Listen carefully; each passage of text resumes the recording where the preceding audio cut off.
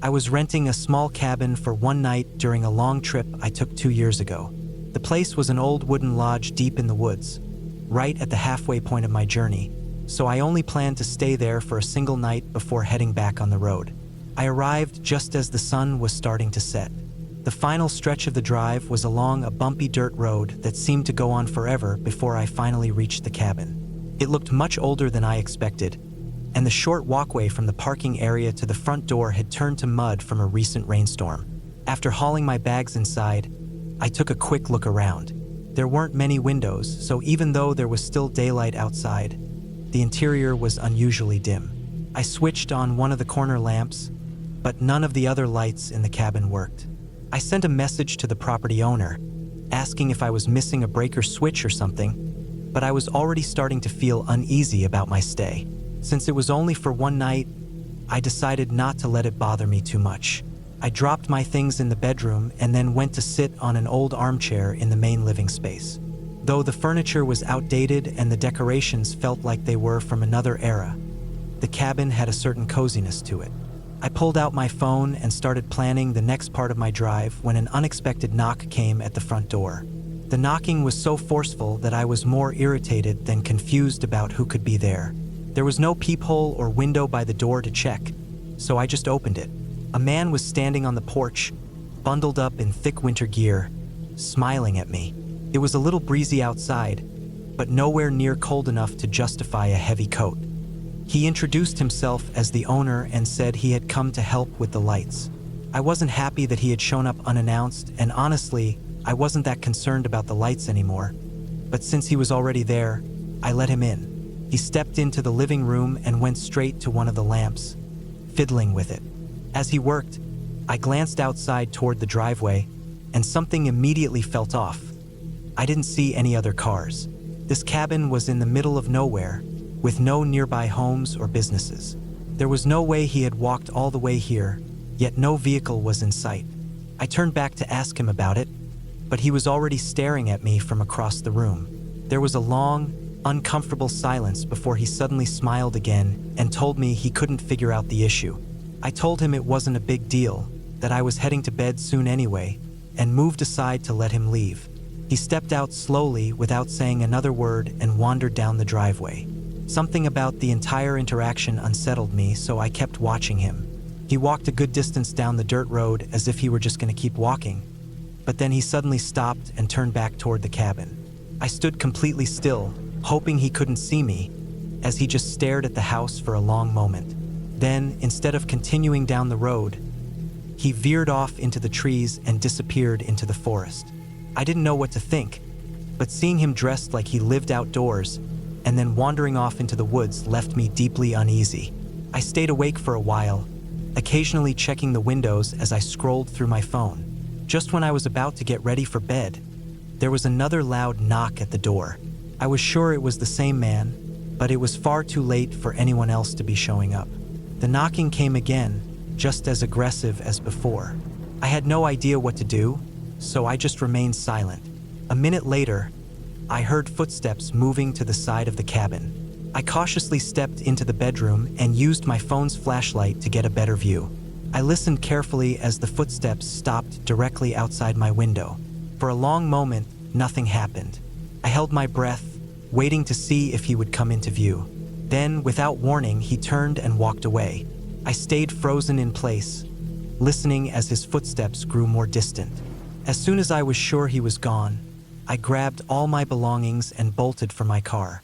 I drove to the nearest gas station, which was about 7 miles away, and immediately called the police.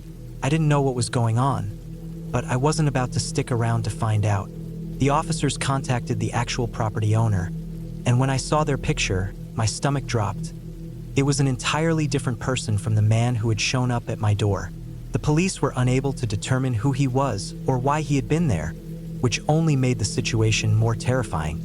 I left early the next morning, once the brief investigation was over, but one thought kept running through my mind as I drove away.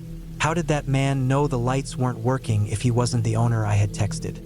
Had he gotten into the cabin before I arrived and intentionally broken them as part of some plan to gain my trust? Or worse, was he somehow working with the actual host? I may never know, but one thing is certain. If I had stayed in that cabin any longer, I might not have made it out at all.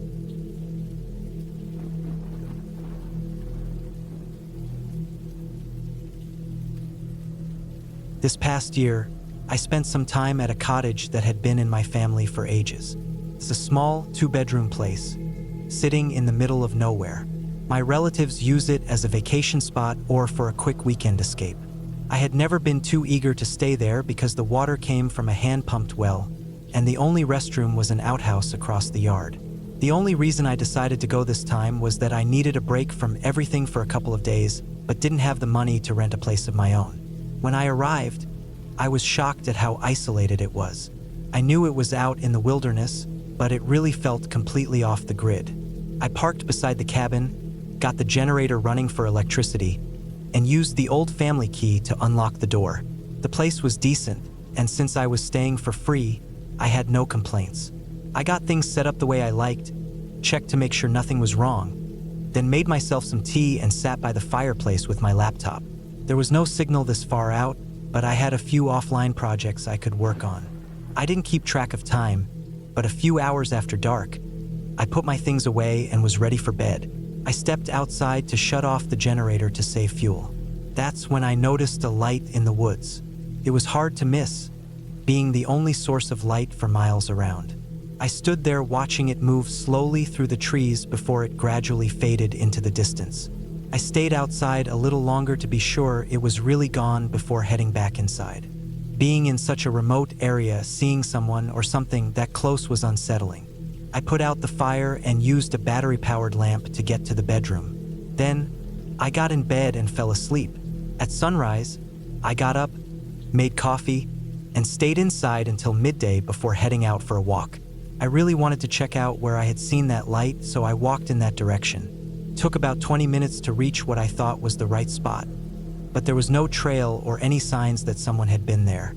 After searching around a bit, I returned to the cabin and carried on with my day. That night, I built a fire again and did the same things as the day before. When I was ready for bed, I went out to shut off the generator. That's when I saw the light again. It was in the exact same spot as before, but this time it wasn't moving. It just glowed in the distance, deep in the forest. I watched it for a while, but it never flickered or shifted. Eventually, I went inside and, within the hour, was fast asleep. Sometime during the night, I woke up. I was groggy and exhausted, but I really had to use the restroom. I stayed in bed for as long as I could, hoping the feeling would go away, but I eventually gave in. I threw on some clothes, slipped on my shoes, grabbed my handheld lamp, and went outside to the outhouse. On my way back, I noticed footprints in the dirt, right in front of one of the cabin's windows. I looked closely and immediately knew they weren't mine. I followed the trail with my eyes, and my stomach dropped. The footprints circled the cabin before veering off into the woods, leading directly toward where I had seen the strange light earlier. But now the light was gone. A deep sense of dread washed over me. Without hesitating, I ran inside, grabbed my bag, jumped in my car, and drove off into the night without looking back. I may never know what was out there that night, but honestly, I don't think I want to.